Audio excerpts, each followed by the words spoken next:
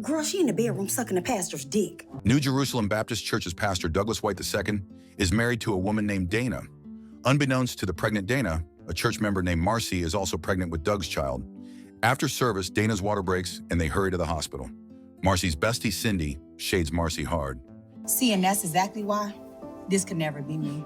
But I been told you not to mess with the pastor. He probably fucking half of the church, okay? Cindy wonders why she's still keeping the affair a secret, but the pastor promised Marcy would leave his wife soon. Cindy stresses Marcy so much that Marcy's water breaks, and both go into labor at the same time. Both Marcy and Dana name their sons Douglas Ezekiel White III. While Doug is happy with Dana and their little Douglas, Doug goes to Marcy's hospital bed. Why did you text me? Cause you just had a baby, duh. I didn't have a choice in the matter. Oh, you had a choice whether or not to fuck his raggedy ass, and you had a choice whether or not to have that baby. He is pissed at Marcy for having the audacity to give birth on the same day Dana did and naming her baby the same name. What did you want her to do? Hold the baby in like it's a fart? Doug shares the Marcy situation with his friend Orlando. Orlando urges him to tell Dana the truth, but he refuses, as he knows it will ruin their marriage. Marcy's mom, Pam, Cindy, and Orlando's wife, Angelica, try to knock some sense into Marcy for the last time. They warn her to be ready for the single mother life. But Marcy, despite being ignored by Doug, still believes in his promise that he'll leave Dana for her. Right before bed, Doug tries to initiate bedroom kneeling prayer time, but Dana says she just ate her placenta and is too full. So Dana sleeps while Doug visits Marcy to tell her that he's not leaving Dana because he made a vow to God when they got married. Marcy says she'll kill Dana if that's what she has to do and confirms that the baby is his when he questions it. When Doug is about to leave, Marcy finds out how many licks it takes to get to the center of a Tootsie Pop. Girl, she in the bedroom sucking the pastor's dick. When Doug gets home, Dana is a bit upset and wonders where he went. I don't know why batty women fighting over this pot-bellied man who looks like he the one who just gave birth. Marcy brings her baby to church and Dana happily greets them. When Dana asks about the baby's father, Marcy gives vague answers that are specific enough to fit Doug, prompting Doug to intervene. Dana finds it weird that Marcy named her baby after Doug, but Doug dismisses the thought, saying she probably just named him after a God-fearing man. Because of what she did, Doug breaks up with Marcy and says that the baby is not his son. He then demands that she stay away from him, his church, and his wife. Since Doug does not acknowledge the baby as his, Marcy goes inside and grabs a knife, then knocks over the stroller her son is in, and the horrified Cindy immediately picks up the crying baby. Y'all, Tubi is getting too bold because the way she just knocked that stroller down had me dying of laughter. I'm going to hell. Afterwards, Doug comes home and prays to God to forgive him, in hopes that Douglas III, who's in the hospital, will survive, and that Dana will forgive and understand him. He tells Dana about the affair, prompting Dana to slap him so hard that even I felt it. Dana sobs and felt deceived since Marcy and Doug just played in her face. He plans on keeping the affair a secret from the church and begs Dana not to leave him. He says he's a man of God, but he's also a human who makes mistakes. Doug gets a call, and he picks Marcy up at the police station. He forbids her to see Douglas III, and when she blames her son's hospitalization on him, he drops her off in the middle of the road, forcing Marcy to call Cindy. Cindy girl, drop that hoe of a friend. Unfortunately, Cindy and Angie pick Marcy up. At a bar, Doug complains to his friends, Orlando, Phil, and Melvin, about Dana finding it difficult to forgive him. They remind him that not only did he cheat, but his cheating resulted in a baby. Melvin says that it might be a good thing if the baby doesn't make it, which angers Doug, the way my mouth dropped. At home, while Dana is packing up, she gets a call from the hospital about Douglas III's condition. She calls Doug, but he rejects her call, prompting Dana to go to the hospital herself. At the bar, Marcy is there and begs Doug to talk to her, but he ignores her and leaves. Marcy's situation with Doug causes her to hear voices in her head that taunt her to end her life, as it will be the best for everybody. She harms herself, but unfortunately, Cindy finds her shortly after.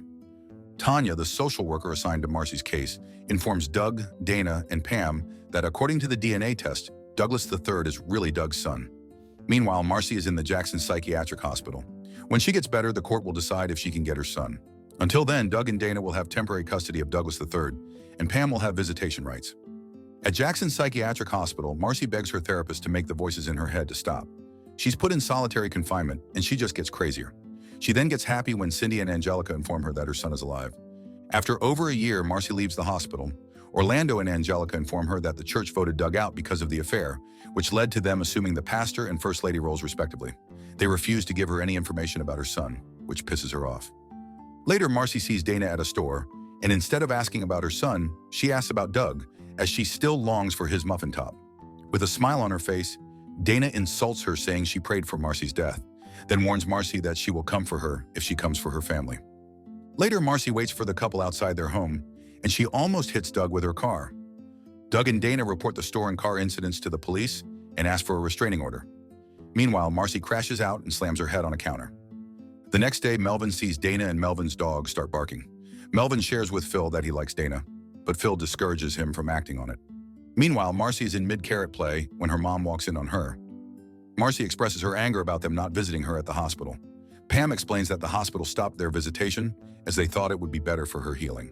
When asked about her forehead, Marcy tells her that Doug hurt her, which Pam doesn't believe. Pam warns her that if she keeps up her behavior, she will never see her son again. When Pam gives Marcy a photo of her son with Doug, Marcy focuses on Doug instead of her son. Meanwhile, Dana vents to her mom about how Doug doesn't even help with the kids. She's over his mediocre eggplant by now. Doug invites his friends over to watch a game and drink. When he falls asleep on the couch, Dana starts cleaning up. Seeing Dana upset over a court document that states that Marcy is asking for visitation rights, Melvin checks on her. She shares that she's exhausted about everything, especially because Doug doesn't help with the kids. Melvin shares that he also noticed the change in Doug. He confesses that he likes her and starts making a move on her. When she asks him to stop, he reminds her that Doug cheated on her. She ends up touching his package, y'all.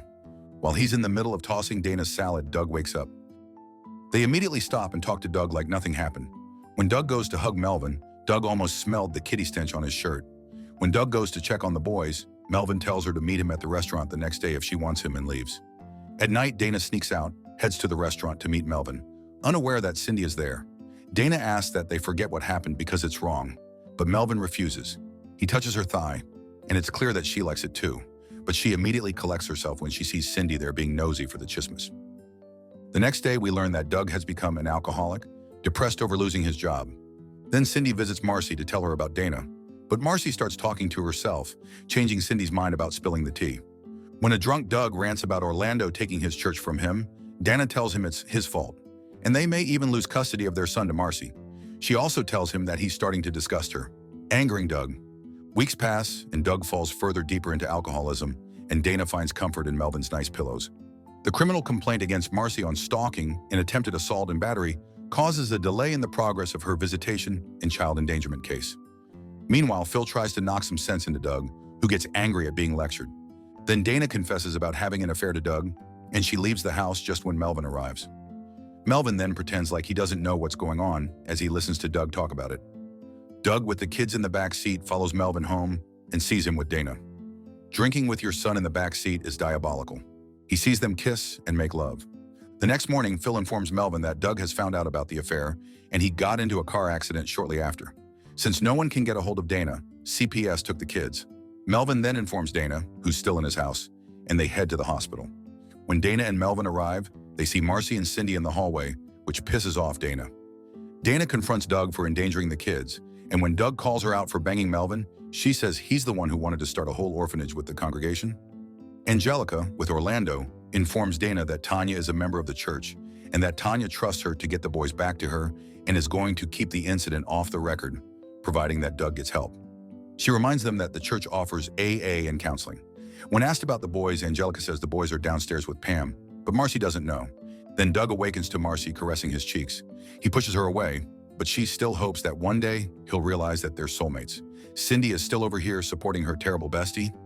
Later, Dana breaks up with Melvin to try to make her marriage work. This angers Melvin because he feels like Dana just wanted a good dick down. He gets visibly angry, telling her to get out. Afterwards, Doug and Dana try to talk about how they're going to move forward as a family, but the relationship died a while ago. Later, Doug smothers the sleeping Dana with a pillow after remembering Dana riding Melvin like an Uber. He stops smothering her and leaves, telling the horrified Dana that he'll be back in the morning to see the boys. "Miss Girl, you should have never ended it with Foy and Melvin." Shortly after, Dana receives a text from Melvin asking her to get back with him. When Dana gets home, she calls out Doug for having the audacity to ask her to make him lunch after what he did. With a protruding belly like that, he could afford to skip a couple lunches. Dana meets up with Melvin, who proposes to her. Although she's happy with him, she can't promise him marriage since it's too soon. Shortly after, Doug arrives, punches Melvin, and drags Dana out. As they're leaving, Melvin calls Phil, saying he'll kill Doug. "Just don't hire the hitman in the Tubi movie, surprise." At the motel, Doug calls Marcy and asks her to come over so they can talk about starting over as a family. While an armed Melvin is parking outside, he sees Marcy arrive, and he immediately informs Dana. Dana walks in on Doug packing Marcy's fudge, and the pissed Marcy tells her that Doug is going to live with her and their baby. Dana doesn't care about Doug, but she refuses to give up her boys. Marcy grabs a gun, and Doug breaks up with Dana to calm Marcy down. However, when Dana calls her a crazy bitch, Marcy fatally shoots her. Hearing the horrified Doug tell Dana that he loves her, Marcy shoots him too. The voice in her head then taunts her to harm herself as well, so she does. Just as Marcy shoots herself in the head, Melvin, who has heard the first shot, arrives with his gun. He puts down his gun to check on Dana. Doug asks him for help, but he doesn't give a F if he dies, and proceeds to wash Dana's blood off his hands in the bathroom. When he returns, Doug, who has reached for the gun, fatally shoots him. And that's the end of the movie. Y'all, the way this movie made me audibly laugh out loud in the most inappropriate times. I actually really enjoyed this mess. One of Tubi's best. What did you guys think of this one? Hey, if you like this video, make sure you subscribe now and turn on the notification because YouTube isn't recommending my videos. And if you'd like to watch more foolishness, click here or here.